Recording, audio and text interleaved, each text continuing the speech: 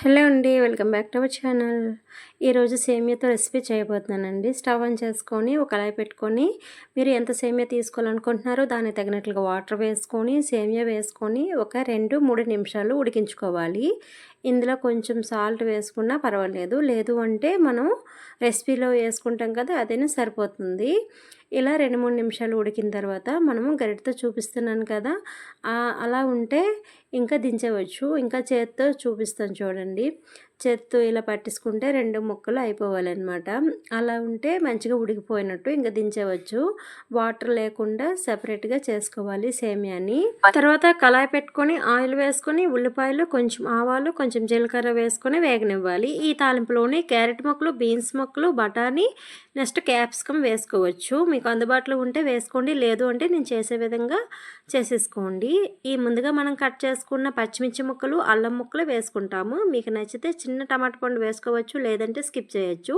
తాలింపు వేగిన తర్వాత మనం ఉడకబెట్టిన సేమియా ఉంది కదా, దానికి తగినట్లుగా ఎగ్స్ తీసేసుకోండి. ఈ తాలింపులోని ఎగ్స్ కూడా వేసేసుకోండి. కొత్త వాళ్ళు చూస్తుంటే నా ఛానల్ లైక్ చేయండి, షేర్ చేయండి, సబ్స్క్రైబ్ చేయడం మాత్రం మర్చిపోవద్దు. మీరు ఇచ్చిన ఒక చిన్న లైక్ నా వీడియో కొంతవరకు రీచ్ అవుతుంది. అలాగే ఎగ్స్ వేసుకున్న తర్వాత పసుపు, సాల్ట్ వేసేసుకొని కలుపుకోవాలి. ఒక మంచి ఫ్రెండ్కి ఉండవలసిన లక్షణాలు ఏంటంటే మాటలు స్వీట్గా, మనసు సాఫ్ట్గా, కోపం షార్ట్గా, ద్వేషం వేస్ట్గా, స్నేహం బెస్ట్గా ఉండాలి. అలాగే ఫుడ్ టేస్ట్గా ఉండాలి. ఎగ్ బుజ్జీలోని నేను కారం వేసుకున్నాను కదా, మీరు కావాలంటే పెప్పర్ పొడి వేసుకోవచ్చు. గరం మసాలా, చికెన్ మసాలా, ధనియాల పొడి, జీరా పొడి వేసేసుకోవచ్చు. నీచు వాసన రాకుండా ఉంటుంది. టేస్ట్ కూడా చాలా బాగుంటుంది. ముందుగా ఉడకబెట్టుకున్న సేమియా వేసేసుకుంటాము. ఇందులో కొత్తిమీర, కరివేపాకు కూడా ఉంటే వేసేసుకోండి. వేసేసుకున్న తర్వాత మొత్తం గరిటెతోని నెమ్మదిగా కలిపేసుకోవాలి, విరిగిపోకుండా. ఇంకో ప్రాసెస్లో కూడా మీరు చేసుకోవచ్చు.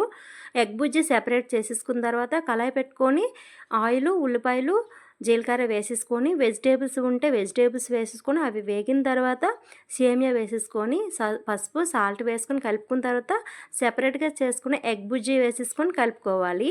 అలా అయినా చేయొచ్చు, లేదు అంటే నేను వీడియోలో చూపించిన విధంగా ఇలా అయినా చేయొచ్చు.